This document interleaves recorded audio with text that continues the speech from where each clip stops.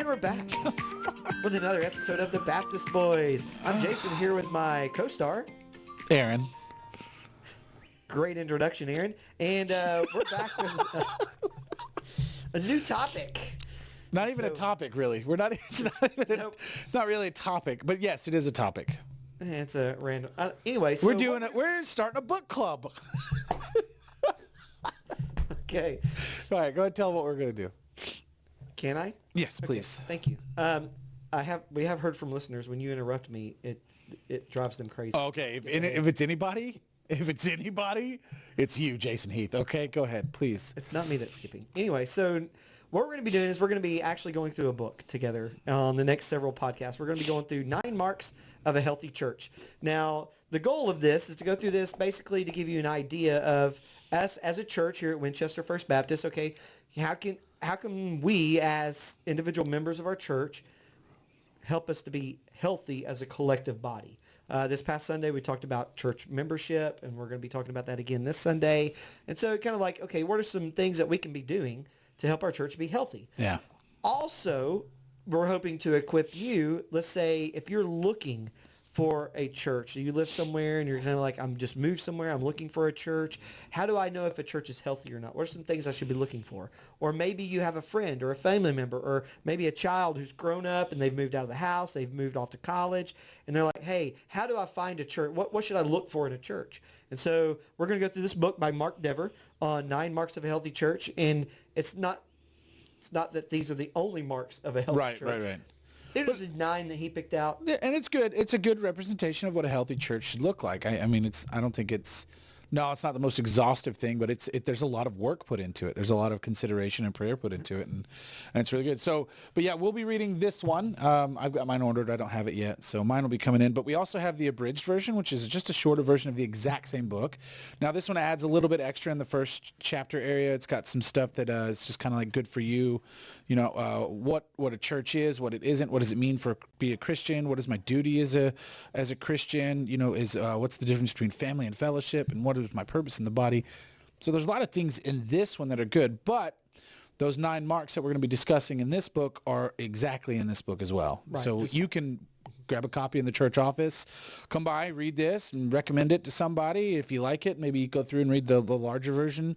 But that's the one we're going to be going through. Right. And so the 9 marks that we're going to be looking at over the next, I guess, 9 episodes will be yeah, we may combine a couple. I don't know. We'll see. We'll see.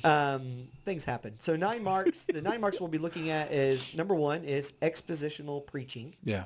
Then biblical theology, the gospel, a biblical understanding of conversion, a biblical understanding of evangelism, biblical understanding of church membership, biblical church discipline, a concern for discipleship and growth, and number 9, biblical church leadership.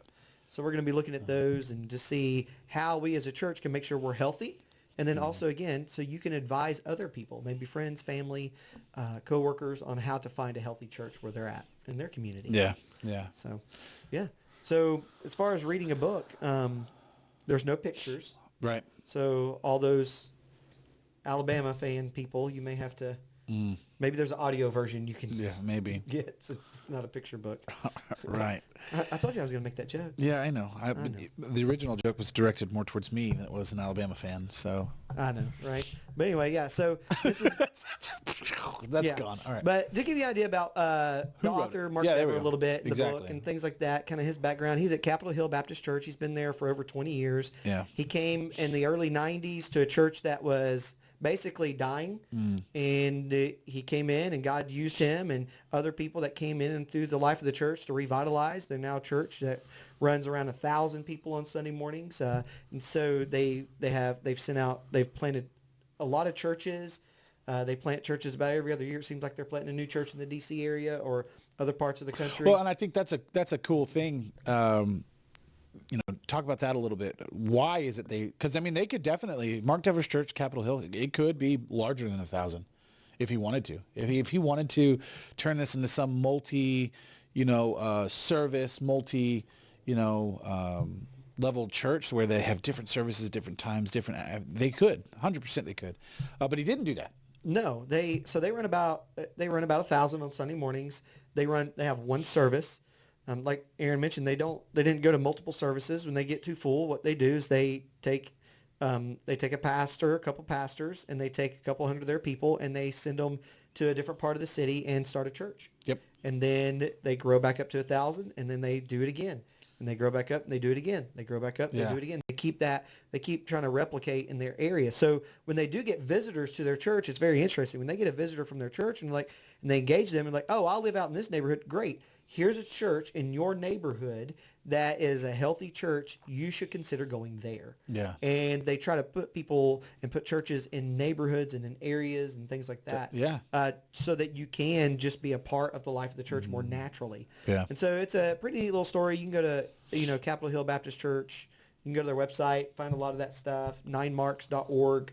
You can find that website and find resources and stuff. But that's what we're going to do, looking at marks of a healthy church, how that works and things like that, how we can apply it to our own lives, why that's important to us to be. If you're a believer, you need to be a part of a healthy church, and you share responsibility in making that church healthy. Yeah. So that's kind of what we're going to be going through. So have you read through this already once? I have. Yeah. So I haven't read through it yet. I've skimmed this one. I haven't read through it yet. Then again, my list of readings is larger than my appetite is. So yeah. I'm waiting. So have you read a book over 100 pages before? Yeah, I have. Anyway, but I'm excited. I'm excited to learn, what he's learned throughout his time, Mark Dever, through his time at Capitol Hill and the challenges that he's faced. I listen to this podcast a lot, and, I heard him say that very thing. He's like, yeah, one thing we like to do is that if we've got a bunch of people driving from one area that are coming across the city that don't have a church, well, then now we know, oh, there's a church need there, so let's go ahead and figure out what we're going to do next. And the way the methodologies of it is really good. But I love the fact that they all come from a sound doctrine, a sound teaching. Those other pastors know each other. They contact each other all the time. If you go to their podcast, it's called, oh my gosh, Preachers. I don't know. They have I know they got a bunch, but the one me and Lehman do all the time, I can't remember what it's called. But Pastor Talk. Pastor Talk. Pastor Talk. That's it. Pastor Talk. It's he's said it on that multiple times that the goal is not a number game. It's never going to be a number game for Capitol Hill. That it's always going to be a kingdom game. And I think that's a wonderful way to view how we raise people inside a church and what we do with them after that. If we're going to be selfish about it and we're going to only focus on the numbers and the spiritual health of our church and not look at those around us, then I think we're losing sight of the kingdom. So I'm excited. I'm excited to see, where we land, as a church, where we land inside these marks. Yeah. Are we hitting these marks? Is there some that we're going to need to grow better on? Me personally, am I personally going to need to grow in some areas that maybe I'm not really looking at the way I need to? Oh, yeah, the answer is going to be yes. Oh, I'm sure, 100% I'm sure about that. But yeah, we all have areas where we can grow, and we can grow in multiple areas. But, yeah, as a church, again, that emphasis of, the health of your church is going to be dependent on the individual members of it. Yeah. And so that's where we see in Scripture, if one part of the body hurts, the whole body hurts. The whole body hurts, that's right. One part rejoices, the whole rejoices. So we're all in this together. High School Musical reference. Is that like your Barney reference? Yeah, I guess. Was that, we're not going to talk about that. Was that Sunday? Yes, we're not going to talk about that. But yeah, so... One big happy family. We're supposed to be working together. Correct. And for kingdom work and things like that. Now, and it's good to kind of understand where when you're reading a book, who the author is, his background, where he's come from, things like that, where we're getting this from. So I encourage you, look up 9marks.org, Capitol Hill Baptist Church. You can go to their website, all that good stuff, and kind of see their heart behind it and stuff like that. But these 9 marks, hopefully we can take these, help apply it to your life, and help you understand more deeply on how you play an integral role within the life of the church in order to create a healthy church. Yeah. And I think we all want to do that. I think we all want to have a healthy church. That's right. I mean, I don't hear very often people going like, man, I just hope I find the unhealthiest church I've ever found. Right, yeah. We're always looking for healthy churches, but we need to start working towards that goal. So that's what we're doing over the next several weeks. We're going to be going through this book together. We're going to be looking at, examining, okay, how are we making sure we are being healthy as a church? Yeah.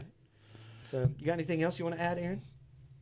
No, I just, in my head, I'm like, I want to bring up this Barney reference so badly, but that's neither the time or place right now. But no, I'm excited. If you want to join us in this, if you want to read along with us, just, you can The You can go book, to Amazon yeah. and type in 9 Marks of a Healthy Church by Mark Dever, and you'll find the book. It's like $15. Yeah, and there's for a the full fourth. book. Yeah, it's a fourth edition. So the cover's not going to look exactly like his. If you're watching and you see that, it's not going to look exactly like that, but it is the exact same title, same book. That's the one I just ordered. If you want to follow along and just read these, the What is a Healthy Church, 9 Marks by Mark Dever.